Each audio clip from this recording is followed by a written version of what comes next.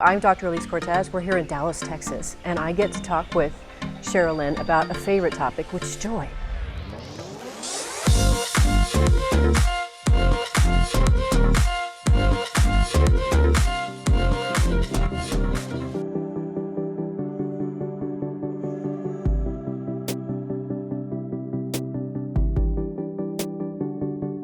Part of what's been bringing me joy in the pandemic is I actually had a baby in the pandemic.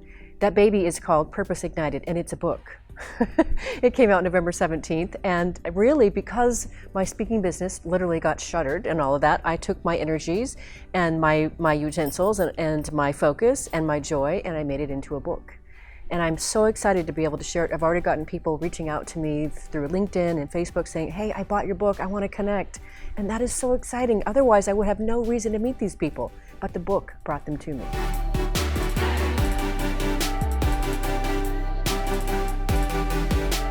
So one of the things that I've learned over the course of time, and for the longest time, I never used to wear anything on my wrists because it bothered me. And somewhere through my whole divorce process, when things began to open up for me, I realized that when I decorated my body with bracelets, and I love, of course, clothes and shoes, of course, these all bring me joy, but there's something about the sound of these bracelets clanging as I move through the world that brings me just vast joy. For the sake of the conversation here, I'll take off one of them so you don't have to hear all of it, but this is what brings me joy. I had the privilege of meeting Cheryl Lynn one day, and literally my phone rings, and this woman is calling me. This woman I don't even know from anywhere is calling me, and she says, I'm listening to your radio show while I drive from Minnesota to Oregon. And I'm like, splendid. Which episode are you listening to? She said, I don't know, but I like it, and I like you. And so we began talking and having all this great time, and she was sharing how she was opening. She was following her bliss into some other new space. She knew not what, but she was being obedient to it. And this person, of course, is Cheryl Lynn. And I have so been enraptured by being on her journey with her, being on the path with her. And who doesn't want joy? Who doesn't need joy? How could I not be enrolled in this? So I've been following her because, one, I need her dream to come true. We need her dream to come true. We need more joy all over the world. So the more she can reach more people with the message and bring them in, the more we all win. So that's why I've been following her. Plus, I work in the space of purpose and meaning. And what I know is that when we all get present to and live our purpose, magic happens. And so for Cheryl, that purpose is joy for her. And so when I see her, and I like to say, step into her shine, when she claims her joy, the radiance is abundant. And so in my work, people talk about me as somebody I'm all about energy. That's what they describe me as, your energy, Alise. Your energy and your enthusiasm. Well, for me, that's a bundle of joy, right? That's the way that I express who I am in the world. It's the way that I delight my own person, and in the process of doing so, ignite others to live their purpose and bring their best to the world. So I've had the privilege of sitting with Cheryl a few times in the chair of joy to experience this notion of joy. And what happens for me almost every time is I get to awe, the emotion of awe. And what people may not understand about the emotion of awe is that it's expansive. When we feel awe, what happens is whatever we're experiencing, whatever we're presencing, is so big and so vast and so deep that in order for us to make sense of it, we have to actually change the mental models in our brain to comprehend it. And therefore, it is elevating, it's enlightening. And so for me, awe oftentimes happens when I'm outside in nature. So as just one simple example, I mean, for me, and this is just so much the whole spirit of joy for me, is literally coming back from a run one time. I'm exhausted, I'm tired, I've been running for 6 miles, and I want to stop, and there's no eye candy in front of me to pull me forward. But you know what happens along the way is literally, as I was running through the street, through this canvas of trees, one of the trees tossed down one of her leaves to see if I could catch it. And I missed it. But I thought, how delightful, she's playing with me. And so when I come home and I sit in my chair of joy at night, which is my beautiful front sofa, at the end of the day, I sit and reflect on these sorts of moments that gave me joy, and it puts me into a place of gratitude. And of course, what that does is it yields forgiveness and creativity and expansiveness and peace. And that's what joy does for me when I reflect on it. So my chair of joy is a beautiful white, elegant sofa that I have sitting in my living room in my home. And she has a beautiful turquoise blanket draped over her and some bright orange pillows around her. And she's sitting right in the big open bay window of my home. And so when I come to her, I come to her a couple of times a day. The first favorite time to come is just as the sun is starting to come down, because I have a vase sitting on my coffee table in front of her, and it refracts the light from the sun. And so what happens is there's this magical thing that happens at that time of the day where the ceiling in my home has stars in it from the refracted light. And that just gives me this fantastic sense of joy and happiness. So that's a part of my day where I sit on my sofa, which is my chair of joy. And then the other time that I sit on that chair of joy is at the very end of the day, when I want to sit and just reflect and think about how magnificent, who gets this life that I live? Who gets this? And so that's when I spend the second half time with her in the day.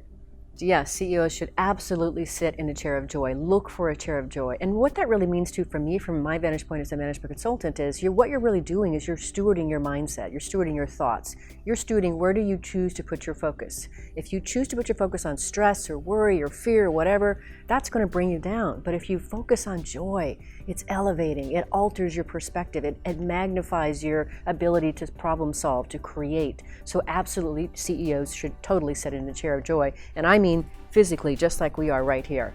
When we're struggling and we don't know what joy is, which absolutely does happen, we all face those moments where we hit the valleys and we start to wonder, what is joy again? I forgot what that means. But what it means, it just simply means to presence it, to think about when and what delighted my soul. What was happening? Who was I with? What was I experiencing? What was I thinking? What was happening for me? And so recalling those moments and connecting to those is a way for us to come back to joy, to be reminded, yes, we can all experience joy. Every last one of us, no matter what's happened in our life, it's there for us, always available for us, only for us to find and go looking for and celebrate. The container that I put my joy in presented itself to me as I was recalling some of my fantastic travel experiences that I've had in my life. I've had so much opportunity to be able to travel the world and share my messages. And so that container of joy shows up for me as this really beautiful, elegant, bright red satchel that has beautiful leather handles, and she has sort of a velvet sort of finish to her. And she is just that thing that is leading my journey. And when I go with her and I travel through the airport, of course everyone notices. And what am I doing? Is I'm elevating and showcasing joy. And so for me, that comes with all the experiences, the wonder of being able to live my purpose, to be able to share my message of living with passion, working on purpose, and leading with inspiration. And she is my container of joy is that beautiful red satchel that leads me to those new places where I get to encounter new people, have more fun, and experience even more joy. I know exactly who I'm giving it to. I'm giving it to a friend of mine who's visiting in town he was originally from New Orleans. He's doing a PhD at Rice.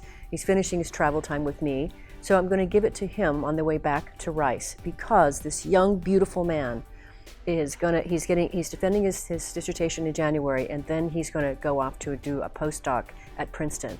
And in that postdoc, he's going to bring his work of years to light in a book. So he needs that beautiful red travel satchel for his journey. What drives me is making a difference in the world through my purpose. And I know that that's happening when I feel joy, when I feel like what it is to stand with someone that I'm working with, and I literally get to watch their molecules change as they evolve and grow in front of my eyes. That brings me such a feeling of joy and contribution and connection, and it lights my soul. It elevates my being, and so that's what I'm governed by. The byproduct is success and results. So we've all certainly gotten present, especially in this pandemic, that most of us at some point of the day or time or month or year are going to feel frustrated, we're going to feel lost, we're going to feel defenseless, we're going to feel like we don't know which way to go in life. This is absolutely the most opportune time to invite all of you into the chair of joy. We all need joy in our lives. It's such an important emotion. And for me, it's connected to the emotion of gratitude. And gratitude is a psychohygienic tool. It actually cleanses our being, just like joy does. And so whatever you're dealing with in life, whether you've lost somebody really important to you, whether your business is struggling, whether you don't know what to do with your family that's stuck in your house with you, joy is your access to something beyond that. Come sit in the chair of joy with us. Oh my goodness, this is just luxurious. And even just the feeling of it makes me feel joy. Oh, it's gorgeous. Thank you. This will be draped for me over the chair that I sit in as I work. every day, and for me, work is a joy. It is because I get to live my purpose through my work. Having this to wrap around me too as the day goes on, and when I get a little bit chilly, I'll just reach back and let it wrap around me. But otherwise, I'll just be able to touch it throughout the day and have it ground me to joy. Thank you. So being part of Cheryl Lynn's work on joy is important to me, and I choose this because what she's really doing is she's creating a movement of joy, and she's inviting the world to join us. And we all need to be part of this, because if you think about it, what's happening right now in the world? We're losing too many people to suicide, to opiate overuse, to alcoholism. And one way to combat that is just to bring more joy in our lives.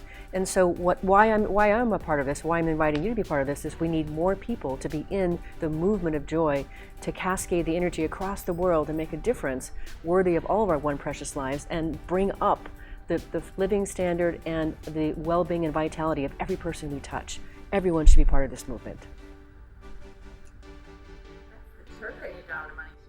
That's the $1 million.